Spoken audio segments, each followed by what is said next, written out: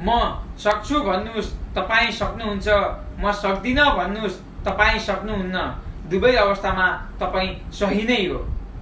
नमस्कार मित्रहरू, म रामप्रसाद ढकाल हाल युएईबाट।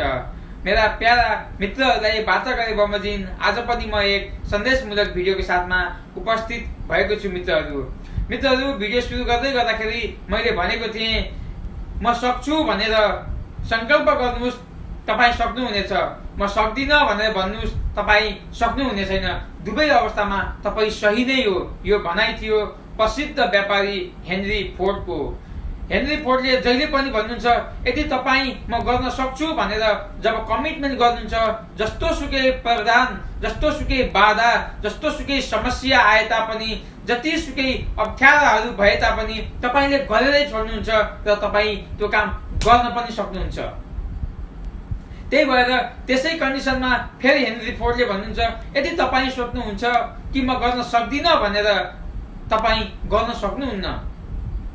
दुवै अवस्थामा तपाईँ ठिक नै हो। त्यही भएर मित्रहरू, हामी जहिले पनि म गर्न सक्छु, आई क्यान डु, म गर्न सक्छु भनेर हामी यदि कमिटमेन्ट गर्यौँ र त्यही अनुसार हामी काम गर्न सुरु गर्यौँ भने हेनरी फोर्डले भने जस्तै तपाईँले पनि गर्न सक्नुहुनेछ र मैले पनि गर्न सक्छु। मित्रहरू, बस फरक यतिको हो, तपाईँले भन्दै गर्दाखेरि कतिको कमिटेडका साथमा, कतिको विश्वासको साथमा भन्नुभएको छ कि यो काम मैले गर्न सक्छु भनेर।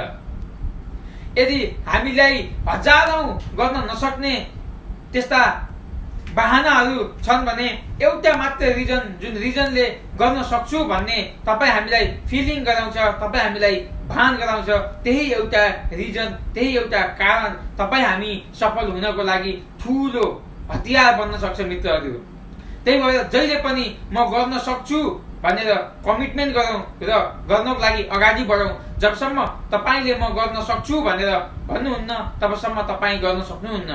म एउटा घटना सेयर गर्न चाहन्छु। तपाईँ हामी सबैलाई थाहा छ, प्रसिद्ध फुटबल खेलाडी मेस्सीले के भन्नुभएको थियो भने एकचोटि अर्जेन्टिनाले कहिले पनि फुटबलमा वर्ल्ड कप जित्न सक्दैन भनेर। जब उहाँ की प्लेयर त्यसो भनेर मैदानमा जानुभयो तब अर्जेन्टिना कहिले पनि वर्ल्ड कप जित्न सकेन उहाँको कार्यकालमा। किनभने जो की प्लेयरले नै त्यसो भनेको छ भने अनि उसले कसरी मन लगाएर खेल्न सक्छ त।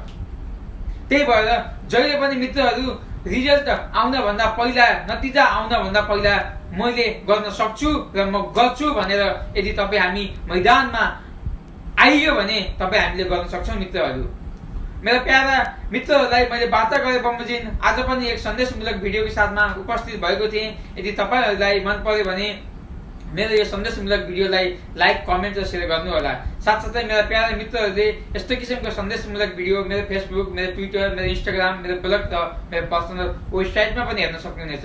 मित्रहरूको सजिलोको लागि मैले फेसबुक पेज क्रिएट गरेको छु जसको नाम Ramprasad Dhakal youth empowering youth भनेर। त्यसलाई लाइक र फलो गरेर यस्ता किसिमका सन्देशमूलक भिडियोहरू नछुटाउनु होला भन्दै म आजको यो सानो सन्देशमूलक भिडियोबाट यति बेला बिदा हुन चाहन्छु। हस्त, नमस्कार।